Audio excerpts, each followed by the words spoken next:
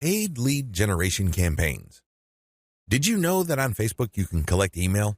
That's right, you can collect leads. It's pretty straightforward. You can run ad campaigns with a lead collection button. It can be find out more, sign up, or other language. Regardless, if you're running this type of campaign, it must be highly targeted. It's really important that your targeting is spot on. I put this part of Facebook ad marketing at this point in the list of marketing methods because this takes quite a bit of work. You should be quite familiar with Facebook before you even try this. You should know your way around Facebook's ad system before you engage in paid lead generation because it can get quite expensive. If your ad doesn't get many clicks or it's super finely targeted, you don't really have that many people to work with, and this can drive up your costs. You have to know how to optimize your ad campaigns on Facebook for this to make sense. You can optimize on many levels. There are 3 levels you can optimize. Level 1, you can tweak the freebie you're giving away. This is the free stuff that you're giving away, so people are motivated to enter their email address into your form. Maybe you're giving away free membership access. Perhaps you're giving away a booklet or a book or a report, a set of templates, a set of graphics, possibly even giving away software or a mobile app.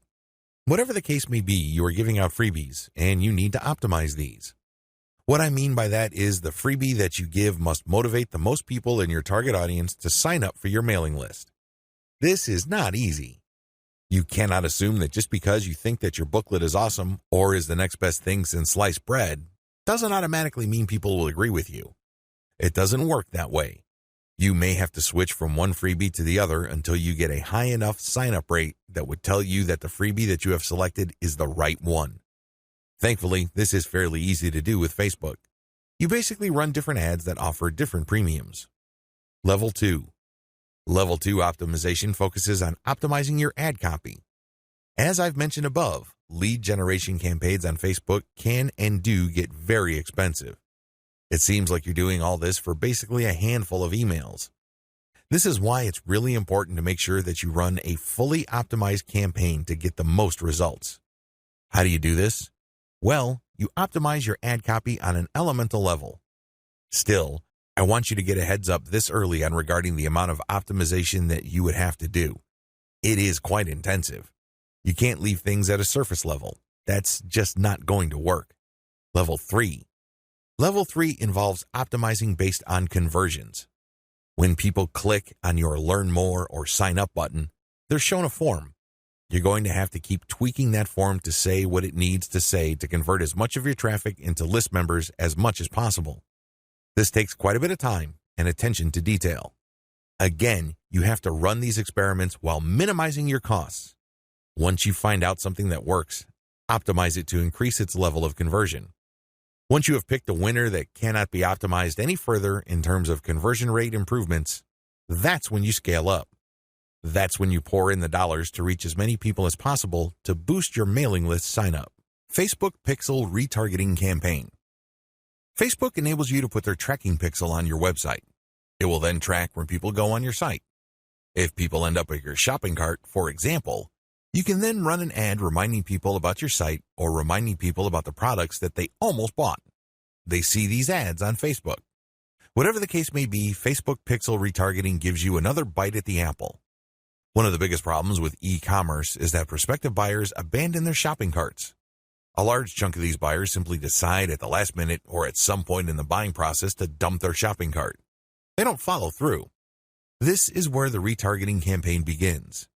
It's basically a way of reminding people who have already expressed an interest in whatever it is you're offering to come back. If anything, you recycle traffic that you have gotten from Facebook. Another benefit of this technology is that it pulls traffic from Facebook that you did not get from it originally.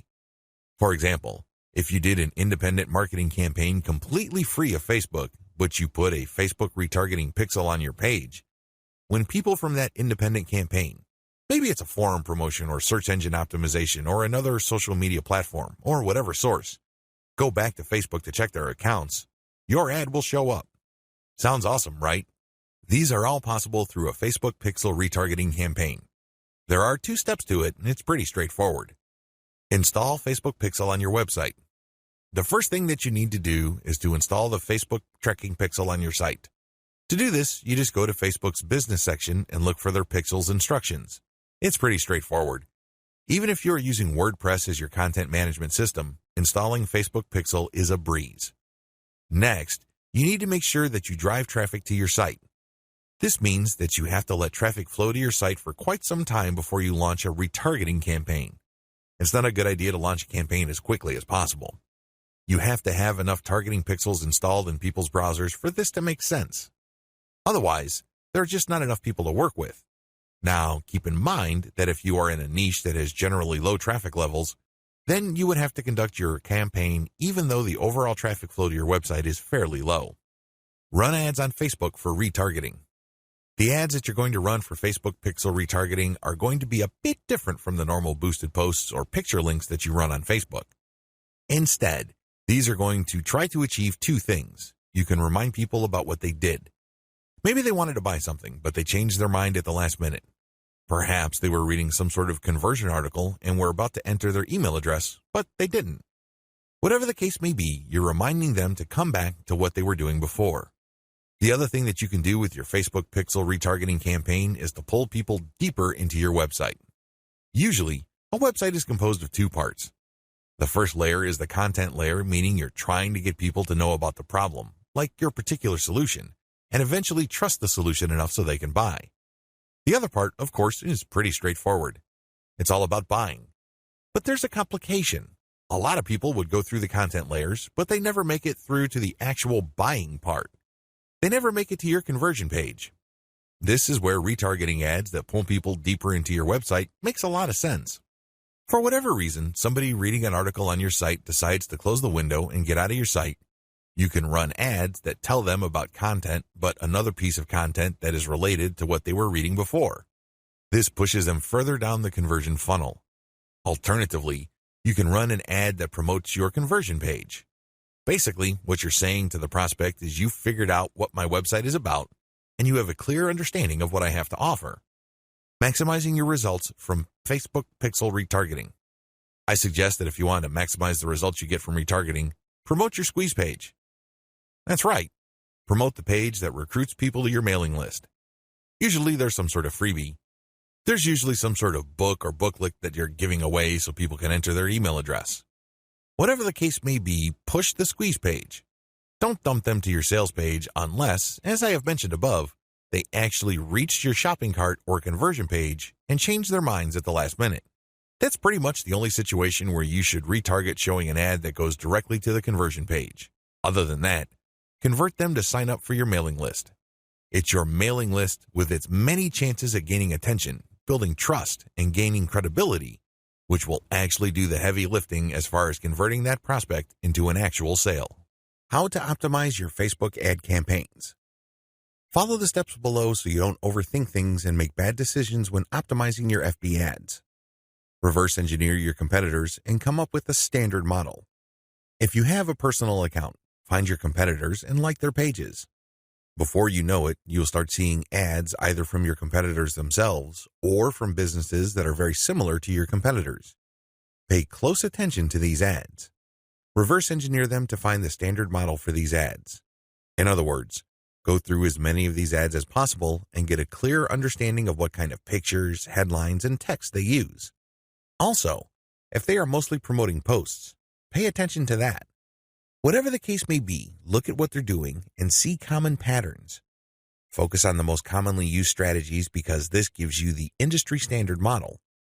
Don't get sidetracked by ads that seem so different, so new or so innovative because if they are so different from the industry standard model, they're outliers.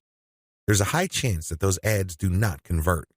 Come up with your own version and test with a low budget. Test with a low budget. You don't want to burn through a tremendous amount of cash during the testing process. There will be a time and place for you to get crazy with the budget, but now is not the time. Create variations and test. Now that you have come up with your own version of the standard model, create variations of it and then run low-budget tests. Do not do this randomly. Do not do this based on your feelings or impulses. Instead, you have to follow certain rules on how to create variations. Otherwise, you wouldn't know which part of the ad accounts for its greater success. I've seen this happen many times. In fact, I've committed this mistake before. I would take an ad and test it.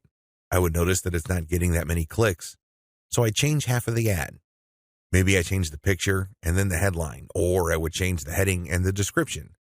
Whatever the case may be, I would change half of the ad, and sure enough, it would improve. But when I try to improve things again by changing the other half of the ad, it falls apart. You want to establish a way of effectively tracking which changes accounted for which improvement. By using this method, you can optimize parts that work to reach peak convertibility and then work on the other elements of the ad that could use some improvement.